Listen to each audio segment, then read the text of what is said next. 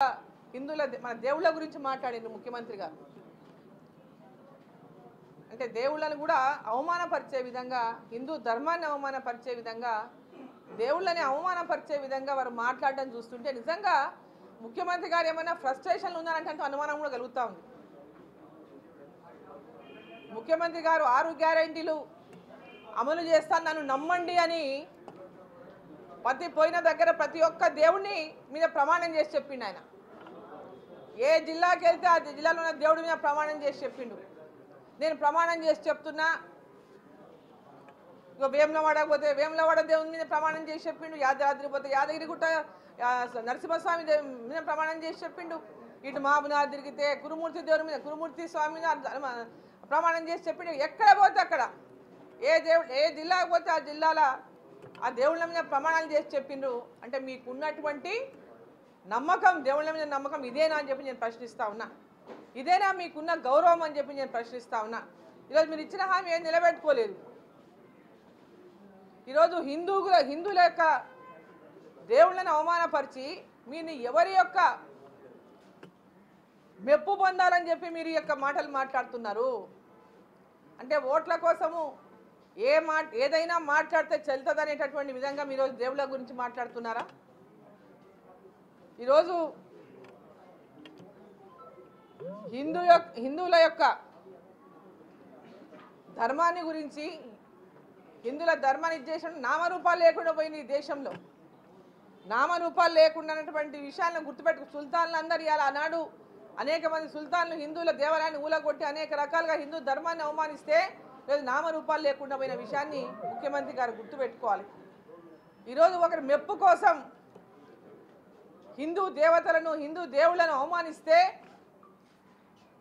దాని పర్యవసానం తప్పకుండా మీరు అనుభవిస్తారని చెప్పి ఈ సందర్భంగా నేను తెలియజేస్తా ఉన్నా. ఈరోజు హిందూ గ్రామాల్లో ఉన్నటువంటి ప్రతి ఒక్కరూ దేవుళ్ళని నమ్ముకొని, ఇప్పుడు నువ్వు కూడా నమ్ముకుంటావు, తిరుపతి పోయి వస్తావు, ఫ్యామిలీతో పోయి వస్తావు. మరి ఇవన్నీ మరి ఎవరి మెప్పు కోసం ఇటువంటి మాటలు మాట్లాడుతుంటే నువ్వు మాట్లాడే మాటలు నిజమా? నువ్వు గుళ్ళ చుట్టూ తిరిగేది అబద్ధమా? ప్రజలకు చెప్పాల్సినటువంటి అవసరం ఉందని చెప్పి సందర్భాన్ని నేను తెలియజేస్తా ఉన్నా. ఈరోజు గ్రామ దేవతల గురించి కూడా మాట్లాడిండ్రు. గ్రామ దేవతలను మనం ఎంత గౌరవిస్తామో ప్రతి గ్రామాలకు వెళ్తే తెలుస్తుంది. గ్రామ దేవతలను ఎంత గొప్పగా ప్రజలు పూజించుకుంటారో, ఎంత గొప్పగా వాళ్ళకి ఆ సెంటిమెంట్స్ ఉంటాయో. మరి గ్రామ దేవతల గురించి కూడా మాట్లాడినటువంటి రేవంత్ రెడ్డి గారిని కానీ వారి వినని గ్రామ పొలిమేరలకు వెళ్ళి తరిమి కొట్టాల్సినటువంటి రోజులు దగ్గరలే ఉన్నాయని చెప్పి సందర్భంగా నేను తెలియజేస్తా ఉన్నా. ఒకసారి మన యొక్క దేవుళ్ళ దేవతల యొక్క ఆగ్రహానికి గురైతే మాడి మసైపోతావు తమ్ముడు, జాగ్రత్తగా ఉండని చెప్పి నేను చెప్తా ఉన్నా. నోరు అధికారం ఉందని, అధికార అహంకారంతో నేను ఏం మాట్లాడినా చెల్లుతుందని ఆ విధమైనటువంటి మాటలు మాట్లాడితే ఎవరు మెచ్చుకోరు. మాటలు జాగ్రత్తగా, అధికారం రాగానే ఆ అహంకారంతో గతంలో మాట్లాడిన వాళ్ళని ఈరోజు వాళ్ళ పరిస్థితి చూస్తున్నాం. ఈరోజు మీరు కూడా అదే కోవలో నడిచేటటువంటి అదే కోవలో నడుస్తూ ఉన్నారు. జాగ్రత్త పడండి, ఇటువంటి నోరును కంట్రోల్ చేసుకోండి అని చెప్పి ఈ సందర్భంగా నేను కోరుతా ఉన్నాను. ఇక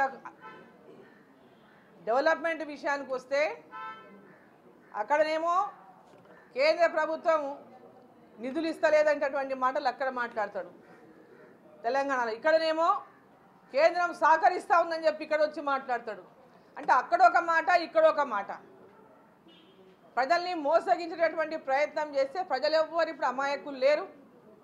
ప్రజలందరూ కూడా ఈరోజు ఎవరు మోసగిస్తున్నారు, ఈ దేశం యొక్క అభివృద్ధి కోసం ఎవరు కట్టుబడి ఈ దేశంలో పనిచేస్తూ ఉన్నారు, ఏ పార్టీ పనిచేస్తూ ఉందో బ్రహ్మాండంగా ప్రజలు గమనిస్తూ ఉన్నారు. నరేంద్ర మోదీ గారి యొక్క నాయకత్వాన్ని దేశ ప్రజలంతా కోరుకుంటున్నారంటటువంటి విషయాన్ని మూడోసారి ప్రధానమంత్రిగా నరేంద్ర మోదీ గారిని ఎన్నుకొని ప్రజలు రుజువు చేసిండ్రు.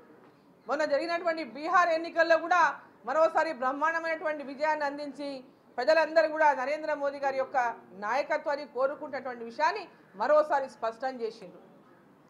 ఈరోజు మీరు